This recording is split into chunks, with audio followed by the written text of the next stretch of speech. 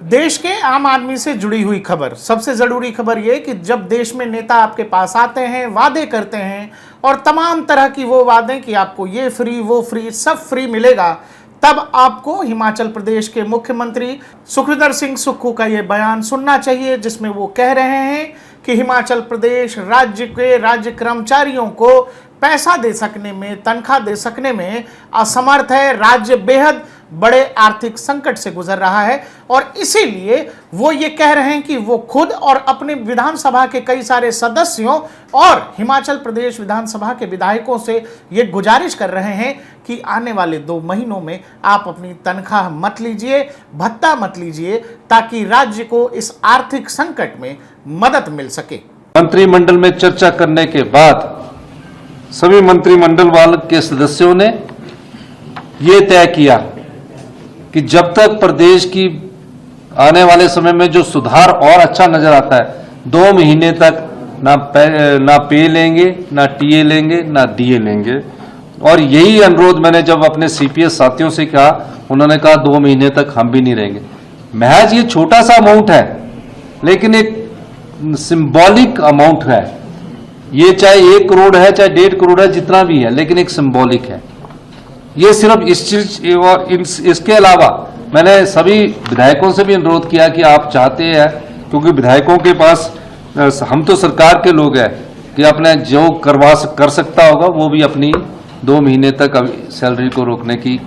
मैंने उनसे बात की है। हिमाचल प्रदेश चुनावों के दौरान भी नेताओं ने तमाम बड़े बड़े वादे किए थे। वहां भी कांग्रेस नेतृत्व की तरफ से तमाम बड़े बड़े वादे, वो चाहे राहुल गांधी हो, प्रियंका गांधी हो, वो वादे किए गए थे। और अब वो फ्री वाले वादे, वो जो फ्री की बात होती है, वो जो सब कुछ आसान कर देने की बात होती है, उन वादों से हिमाचल प्रदेश परेशान है, खुद कांग्रेस सरकार परेशान है, कांग्रेस के मुख्यमंत्री परेशान है। लेकिन राहुल गांधी जो कांग्रेस के सबसे सुप्रीम लीडर हैं, बड़े नेता हैं, देश भर में घूम घूम कर एक नई स्कीम लोगों को बता रहे हैं। जैसे ही जाति जनगणना को पूरा किया जाएगा, उससे पूरे देश की समस्या खत्म हो जाएगी, गरीबी खत्म हो जाएगी। अब जब इतना आसान है गरीबी को खत्म कर सकना और सारी समस्याओं का निदान केवल इस बात में है कि आप जाति जनगणना कर लीजिए और इससे देश की, राज्यों की सारी समस्याएं का निदान हो जाएगा, तो राहुल गांधी या सुखविंदर सिंह सुक्खू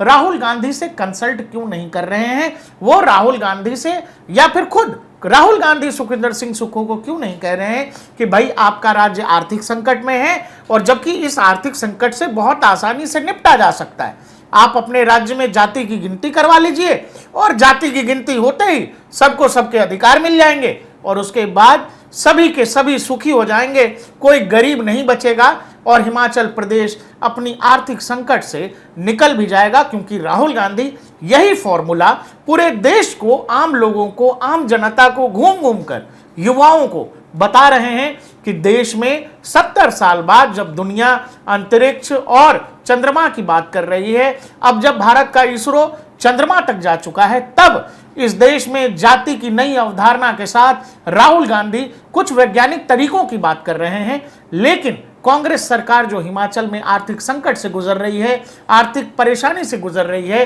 कांग्रेस के मुख्यमंत्री कह रहे हैं कि वो अगले 2 महीने तक अपनी तनख्वाह नहीं लेंगे। वो सदस्यों से विनम्र निवेदन कर रहे हैं, वो विधानसभा के विधायकों को कह रहे हैं कि आप अपनी तनख्वाह मत लीजिए। ऐसे में जब राहुल गांधी के पास वो फॉर्मूला है